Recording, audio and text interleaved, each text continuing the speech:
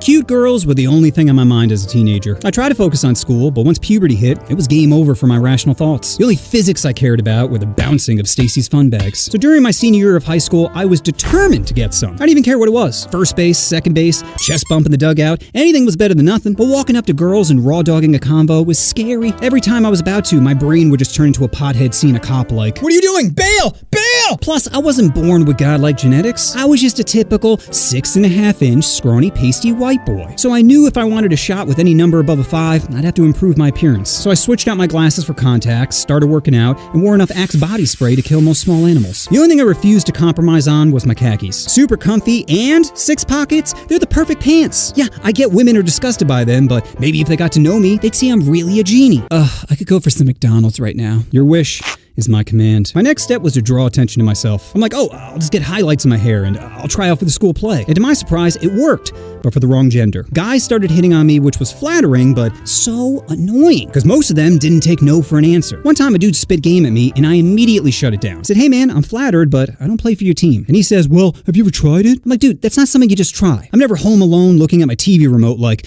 then walking to school the next day like a happy ballerina. Anyway, clearly my strats weren't working, but is a strong motivator, so I wasn't giving up. My next best shot was during our senior class trip to Disney. That's right, for my senior class trip, we went to Disney World. Can you tell I went to an all-white high school? Who needs diversity when you have Space Mountain? They're both dark, make you scream, and end up taking your wallet, but I'd pay to go back to space. Does that joke make sense? Not really, but sounds offensive, and that's kind of what I'm going for. Anyway, the trip was 3 days, and on day 1, my friend Kristen was sending me hard vibes. At first, I thought she was just being friendly, but it became clear she was digging me. Now, prior to this, I just viewed her as a friend, meaning I didn't find her banging. Don't get me wrong, she was cute, but if she was 9 or 10, floaties or not, I'd be diving headfirst into that poon. So I kind of just pretended I didn't know what she was doing, but she began to get more direct. That evening, we were riding the Pirates of the Caribbean ride, and she starts rubbing my leg. My Johnson screaming, "Let me out of here!" I'm like, Jesus, am I about to get a handy at Disney? This pirate ride is about to be rated R.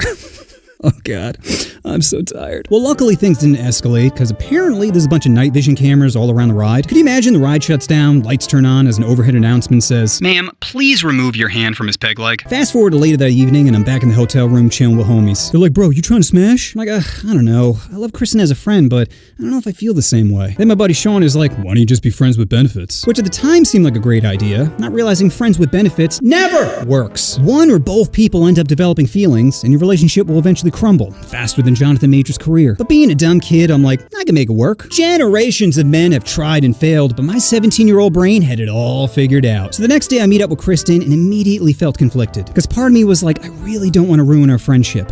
And the other part of me wanted to get my beak wet. My balls were dry for 17 years, and I just wanted some dome. You could argue I didn't know what I was missing, but I heard good things. The reviews for Blowies are in, and it's overwhelmingly positive. So like an absolute bitch, I just kept changing my mind, constantly going from hot to cold, until later that evening when we were standing in line for the Teacups. I don't know what it was, but when I looked at Kristen, I just thought, hey, why not? She's cute, funny, has a nice pair of fun bags. I think we'd have a great time together. Friends with benefits would be cool, but you know what? I think dating sounds even better. That's when my brain activated cringe mode. Because instead of just asking her out or leaning in for a kiss, I said, "Oh, Kristen, I forgot. I got you a gift."